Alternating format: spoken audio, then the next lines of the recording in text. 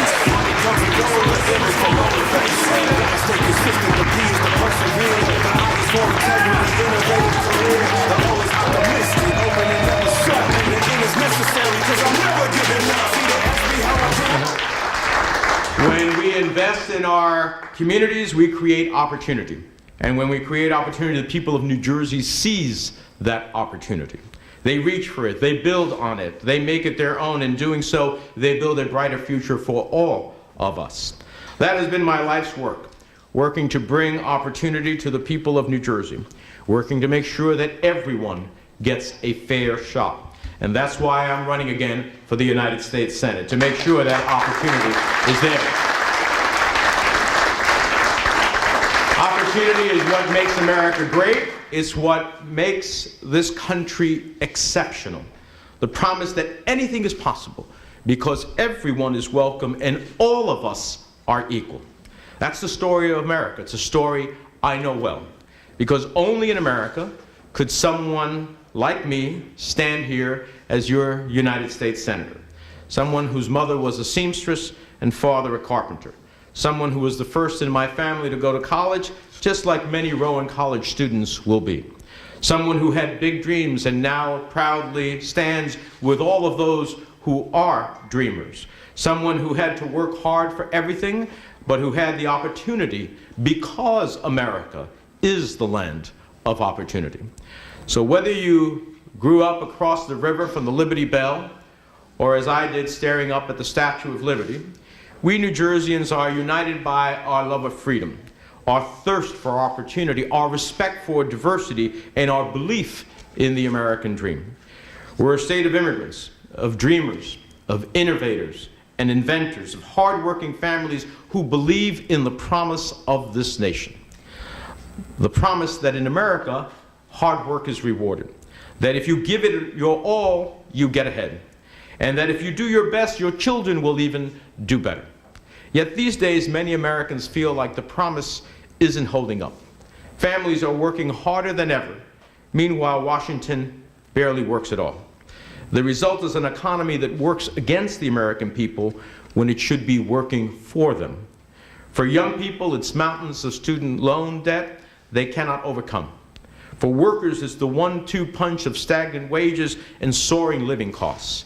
For stressed out parents, it's the fear that they'll never be able to fully retire. New Jersey families face these challenges and more each and every day. Yet we have a president in Washington with no interest in solving those challenges. He spends his days distracting us and dividing us, but never delivering for us. He believes that being wealthy is the same as being worthy. Under his watch, healthcare is getting more expensive, environmental protections are being gutted, and women's rights are under attack. He thinks that climate joke is a change and that we should let big oil drill off the shore of New Jersey. His idea for affordable healthcare is don't get sick. So here's the problem. The president and his enablers want a Washington run by CEO values. Profits over people, stockholders over students, corporate interests over communities. They may work for a company, but it's no way to run a country. We saw it after students and teachers were gunned down in Parkland. And instead of taking action, the president and his allies caved into the gun industry. We saw it when they passed a tax bill that treats New Jersey's middle class like America's piggy bank, just so that those at the very top get even more for doing less. We saw it when instead of draining the swamp, he became the swamp. And behind all the reckless tweets is the same old failed-down, trickle-down agenda.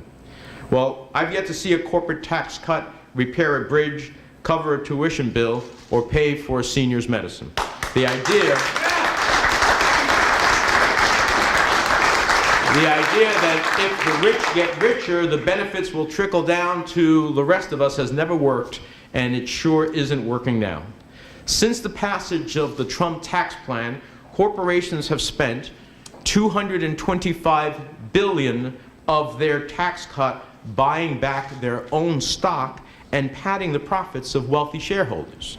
$225 billion in stock buybacks. That's 45 times more than the $5 billion they've spent on wage increases or bonuses. Even worse, many of these same companies are laying off workers left and right. So it's no wonder why so many Americans are working harder than ever for less than ever. 50 years ago, CEOs made 20 times more than the average worker. But today, Fortune magazine found that in 2016, CEOs at the 350 largest companies were paid an average of $15.6 million. That's 271 times more than their typical employee. So look, we all want to see success rewarded, but that too is part of the American dream. But when anyone in government thinks that we should cut taxes for CEOs who make 100 or 200 or even sometimes 300 times more than the average worker, we have lost our way. And when we lose our way, too many people get left behind. So here's the challenge we face. Wealthy CEOs already get to call all the shots in our economy. We can't let them call all the shots in our government as well. We don't need a government guided by CEO values. We need a government guided by teacher values, by first responder values, by hardworking immigrant values, and by middle class values. These are your values, and they are the values that join us and that I hold up in the United States Senate. That's why I fight to create jobs that pay living wages and stand up for principles like equal pay for equal work for women.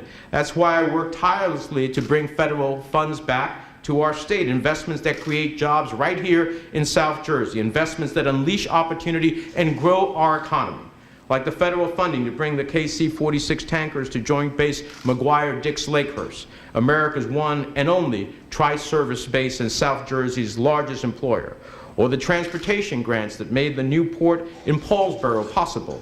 Bringing opportunity to every New Jersey community is #1 priority in my thoughts. That's why I have fought for the people of Camden with a whole series of transportation grants that have helped pave the way for big employers like Cooper and Subaru to expand and create jobs. That's why I proudly led the effort to increase support for community health providers like Complete Care and South Jersey Family Medical Centers, which together serve over 280,000 patients each year. That's why I passed the Autism Cares Act and secured funding for cutting-edge medical research on cancer and Alzheimer's and other health challenges. And that's why I will never, ever stop fighting to make universal health care a reality for every man, woman, and child across America. When families are bankrupt by medical bills, I was fighting to pass the Affordable Care Act and expand Medicaid to over 500,000 New Jerseyans. When drug companies were hiking costs on cancer patients, I was working to make medicine affordable for families and seniors. And where some were trying to repeal health care reform and strip coverage away for more than 700,000 New Jerseyans, I stood with you, I fought for you, and together we prevailed in our fight to protect our care. And that is a fight we're going to continue to lead. There's a reason we call ourselves Jersey Strong. When the going gets tough, we get tougher. We all remember the destruction left behind by Superstorm Sandy, destroyed homes, millions without power, dozens of lives lost forever. Some politicians showed up for the photo ops and then they skipped town. Not me. When the cameras left, I stuck by New Jersey families. When Congress denied us disaster relief, I went to war for New Jersey families and won. And when they were cheated by government agencies, I fought back and delivered for New Jersey families $300 million more that they were denied originally. Some call me stubborn. I say I'm persistent. Maybe that's the Jersey in me. But I can tell you that every time I vote to make health care more affordable, and our gun laws more sensible, and our economy more equitable, I do it for you. I do it for New Jersey. I know that candidates always say that this election is the most important ever. But think about the events of the past year. The chaos, the division, the dysfunction.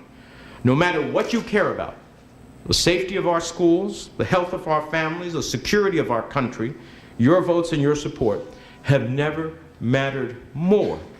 In recent days, young people across New Jersey and our country have reminded us that it is our job to fight for them above all else. And they're right.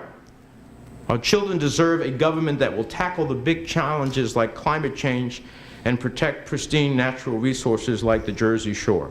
They deserve a government that will stand up to special interests, protect them from gun violence, and keep their schools and city streets safe.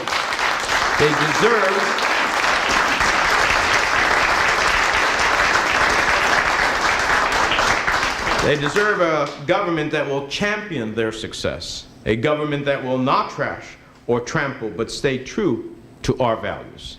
Values like hard work and opportunity, equal rights and diversity, liberty and justice for all. They may not be CEO values, but they are New Jersey values. They are American values. They are values worth fighting for because they define who we are as a people. In these most uncertain of times, we must stand by these values, and we must stand by each other. That's what makes us Jersey strong. When the cause is just, we don't give in. When the odds are long, we don't give up. And when the foe is bigger and stronger, we don't back down. And we're not backing down in this fight for the very soul of our country. Thank you so much for having me with you, and God bless the United States of America.